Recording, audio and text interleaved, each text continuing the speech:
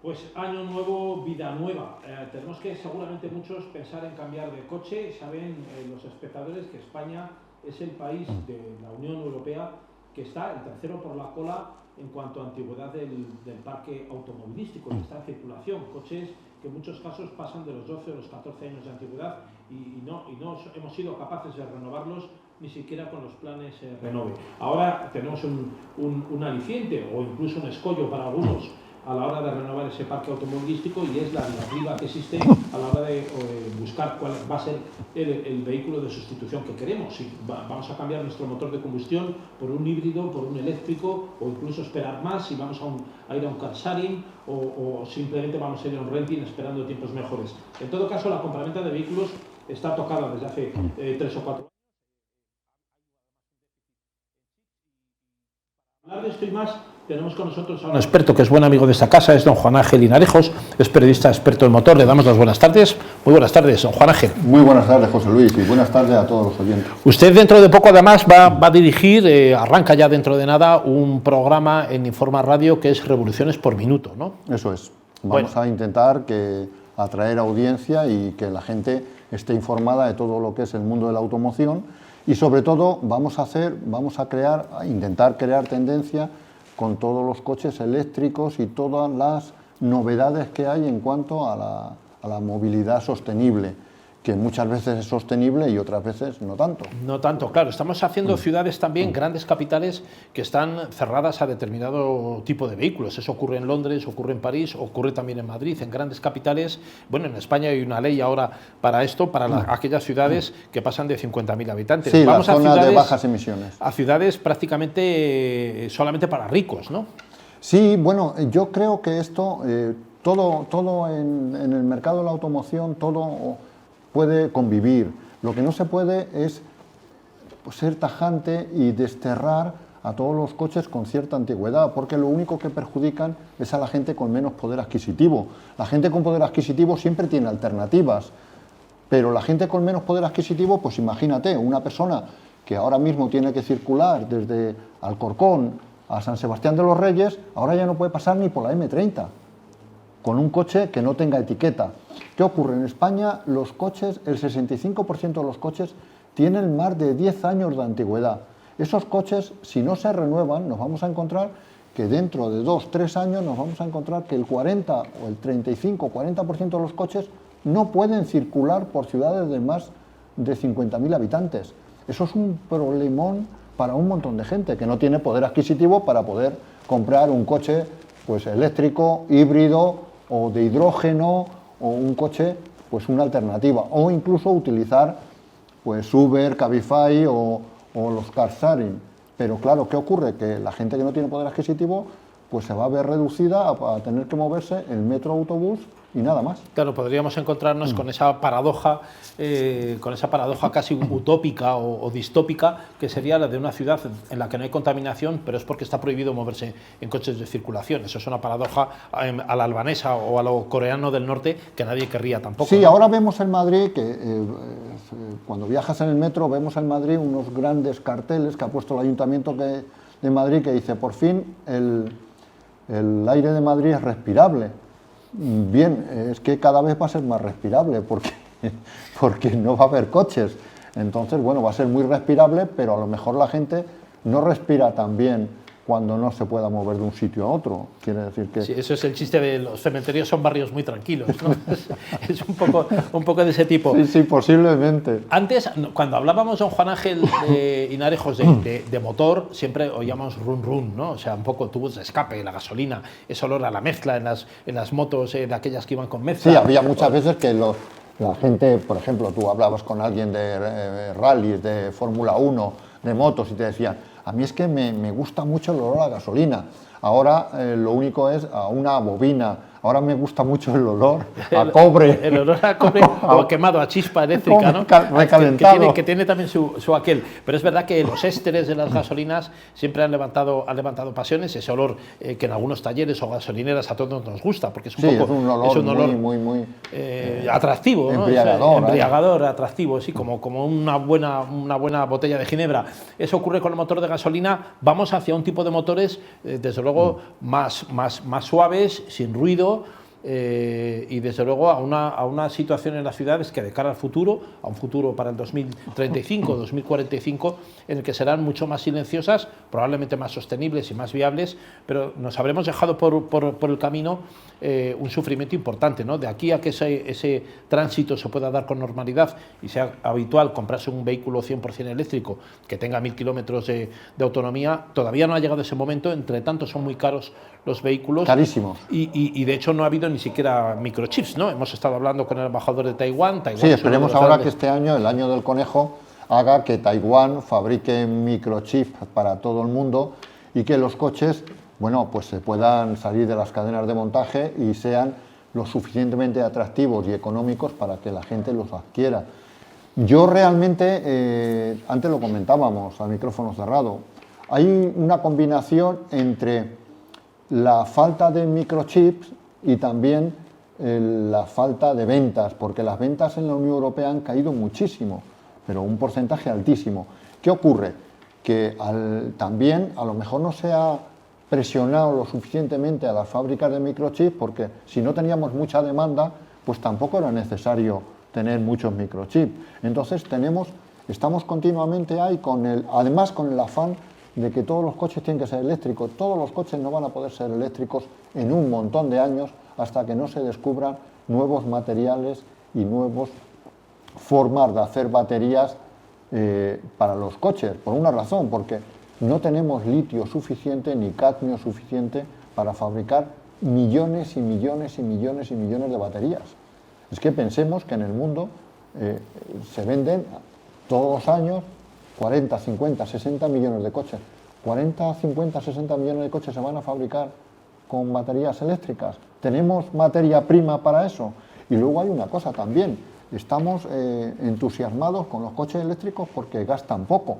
Y es verdad, cuando a ti te entregan el coche, cuando a ti ya el coche te lo dan fabricado y tú lo único que tienes que hacer es cargarlo, bueno, pues la verdad es que el coche es una delicia porque no contamina, tú lo enchufas a la red. Perfecto, primero tienes que tener dónde enchufar a la red. El punto, claro. Algunos privilegiados con garaje lo pueden tener el fácil, punto de cargador. Pero que tenga un piso que no tenga garaje y pues no pueda... imagínate. No. Pero luego hay una cosa, la huella ecológica que deja un coche eléctrico es más que un coche de combustión, porque tenemos que pensar que la fabricación de un coche eléctrico empieza en una mina donde se extrae el litio. El litio hay que convertirlo en metal pesado y eso se gasta un montón de energía y un montón de agua, un montón de recursos. Luego, las baterías cuando se fabrican, esas baterías a la vuelta de 4, 5, 10, 15 años, vamos a tener millones de baterías que vamos a tener el mismo problema que tenemos, mucho más, porque va a haber mucha más cantidad de material, mucho más que el problema que tenemos con los residuos atómicos de las centrales nucleares. Entonces, no creas que es tan fácil. La huella... Las baterías, don Juan Ángel, además son uno de los componentes más caros de un vehículo eléctrico, ¿no? Una de las partes, además, a la hora de sustituirlo es difícilmente sustituible porque un coche tiene una vida limitada que va unida a la de la batería. Cuando pasa un tiempo esa batería hay que reponerla, igual estamos hablando de 14.000 euros o 15.000 de una batería, ¿no? Claro, y luego hay una cosa también que tenemos que tener en cuenta. La batería nos va a durar X kilómetros o X cargas haciéndole una carga óptima. Pero imagínate, si tú estás en la calle y en ese momento coges un punto de carga, dices, bueno, pues no tengo otro. Estoy en el 60, pues la voy a cargar un poco más. ¿Qué ocurre? Que no le estás haciendo, lo óptimo sería que la batería se descargue o casi completamente, o casi, la cargas, la vuelves a cargar, sí, pero tú tendrás que ir aprovechando los resortes que tengas. Voy a tomar aquí un café. Uy, pues tengo un cargador libre, pues media hora le meto carga. Entonces esa batería te la vas a cargar muy pronto. La batería de un coche eléctrico, pensemos que en un coche potente eléctrico la batería pesa entre 500 y 600 kilos. Sí, que es como una cuarta parte de lo que pesa un coche entero. entero. Que no estamos hablando de un cochecito, estamos hablando de un peso muy considerable. Entonces, ¿la batería dónde va? La batería va compuesta en todo el chasis. Cambiar esa batería cuesta muchísimo dinero, tanto por el coste de la batería como por mano de obra para prácticamente hay que desmontar el coche para quitar la batería y volver a poner otra batería nueva. Eso, yo no sé quién va a pagar eso. Está sin resolver. Ha habido una anécdota importante, ¿no? Porque, claro, aquí hay políticas que se aplican. En el caso de España, compró cerca de 400 coches, 350, 400 vehículos para la Guardia Civil, para el cuerpo de la Guardia Civil, para sustituir algunos de los vehículos antiguos y reponerlos, pero resulta que ahora mismo están parados porque no tienen dónde recargar, no tienen puntos y también la autonomía es limitada, con lo cual no pueden salir a persecuciones por autopistas, en fin, ese tipo de cosas que es necesario para un vehículo de policía, ¿no? Claro, porque la carga, nosotros el coche eléctrico que podemos tener en casa de pequeña cilindrada, yo lo llevo y lo pongo a las 10 de la noche y lo puedo recoger o lo puedo retirar de la carga a las 8 de la mañana, a las 7 de la mañana, a las 6 de la mañana, cuando me voy a trabajar. Pero pensemos que los coches de la Guardia Civil prácticamente están funcionando, si no 24 horas, casi. Porque claro, entonces si no tienen cargadores muy potentes para cargarlo en un par de horas, bueno, pues se puede dar el caso de que vengan con un coche que tiene el 20% y que ya no puedan salir con ese coche. Y que tú tengas que hacer una maniobra, pues tienes que ir a ver que, pues no sé, en el campo, pues tú has oído disparos por un sitio de cazadores, de lo que sea, entonces dices, bueno, tengo el 20%, pues es que no me puedo acercar, porque es que si no me van a tener que traer un tractor remolcado, porque es que no tengo autonomía para moverme. Es una cosa, ahora por ejemplo, la semana pasada se entregaron a la Guardia Civil motocicletas también eléctricas, a la Guardia Civil, al Seprona. Hombre, yo creo que no es el mejor sitio para ir por montaña, para ir por sitios complicados con una moto eléctrica. Te puedes quedar sin batería. En el pico de Lavantos. En el pico de Lavantos. Cerquita del Escorial. Claro, la única ventaja es que luego te tiras cuesta abajo y como la moto pesa, las baterías pesan suficiente, pues a lo mejor te llegas hasta Villalba, ¿no? Igual puedes hasta recargar. Pero ¿la moto eléctrica va por buen camino o tampoco llega a ser? No, recuerdo que hubo una propuesta de Harley Davidson de ponerle un ruido parecido al ronroneo del motor. La moto eléctrica lleva menos desarrollo, no se está implantando tanto como el coche eléctrico. La moto eléctrica tiene un problema por una razón, porque lo que decíamos antes de la gasolina, es que al motorista le gusta el olor a la gasolina. Claro, bueno, por lo menos de momento, ¿no? De momento. Después ya a lo mejor le gusta otro olor a whisky, ¿no? Pero bueno, de momento le gusta gasolina. Y entonces prácticamente se implanta muy poco la moto eléctrica. La moto eléctrica es una moto muy pesada, tiene que tener un punto de gravedad muy bajo, porque claro, la batería pesa mucho y tienes que tener el punto de gravedad muy bajo. Sí, si no te la volcaría antes del tiempo. En las curvas sería muy peligroso, ¿no? Saldrías claro, un poco disparado. Y entonces, ¿qué ocurre? Harley Davidson tiene una moto eléctrica y estaba pensando ponerle ruido, porque también yo veo el peligro, no sé si tú lo has notado en Madrid, pues que a veces, si el asfalto es muy absorbente... El susurrante ese típico que ponen para que no moleste. Claro, entonces ese asfalto prácticamente un coche no lo oye. Para gente normal, para la gente normal que tiene los sentidos del oído y de la vista buenos, pues no tiene mucho problema, porque tu obligación es mirar a ver si viene alguien. Pero claro, para gente, por ejemplo, que tiene problemas de vista o que tiene problemas del oído, un coche o una moto que no haga ruido es que te puede llevar por delante, porque además el de la moto o el del coche no espera que tú empieces a cruzar o que tú vayas a cruzar por donde no debes.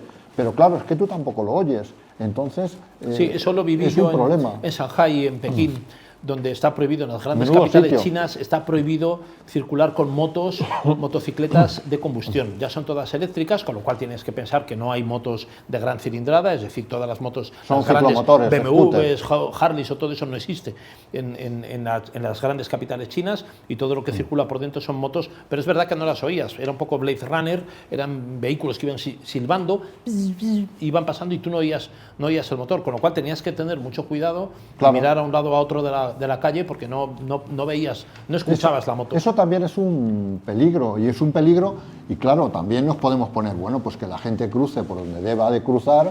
Sí, hay que hacer una labor. Sí, pero también hay una cosa, que la gente que se equivoque o la gente que sea un poco imprudente y cruce por un lugar determinado, tenemos que poner un medio para no atropellarlo, porque no es motivo de atropello porque una persona sea un imprudente y pase por un sitio donde no debe pasar. O sea, tenemos que tener también los medios para que esa persona, pues, aunque sea imprudente, no arriesgue su vida.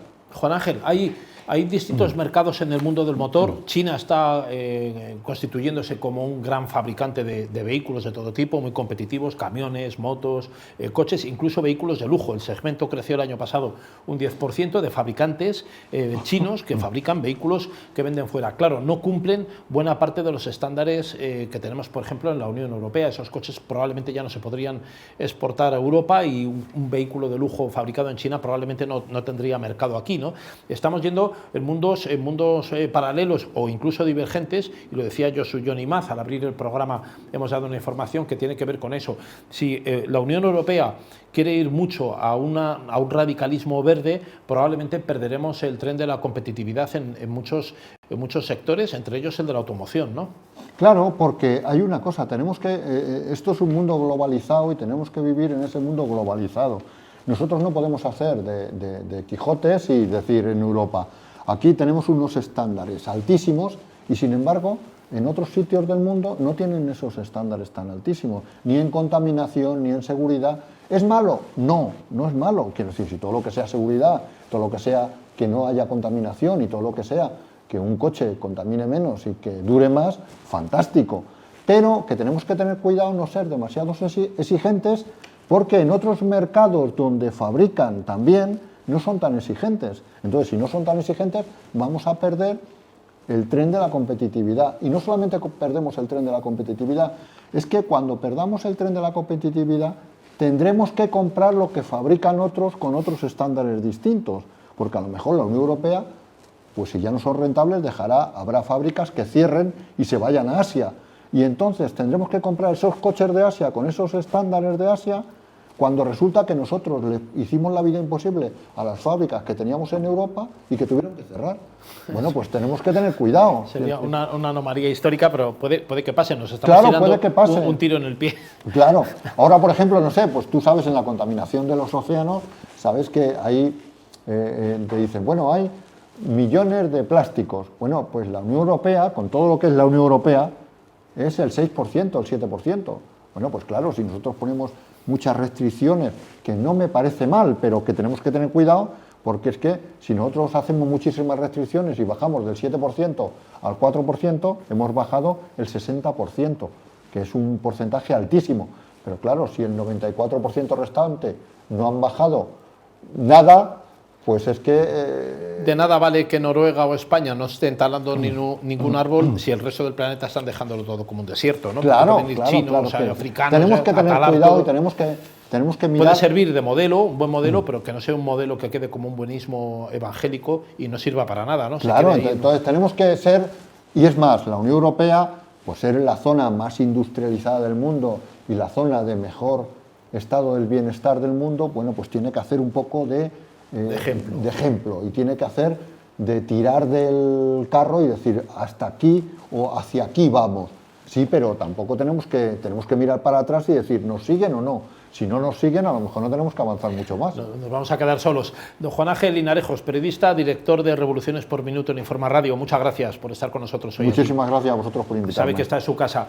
Señoras y señores, hemos llegado al final de nuestro programa de hoy de Tinku Economía. Les invitamos a que continúen aquí conectados, continúa la programación. Saben que pueden acceder a la sección de podcast en tinku.es y si no, pues en todo caso, el lunes que viene, a partir de las 5 de la tarde, en directo en redes sociales, aquí estaremos. Tinku Economía.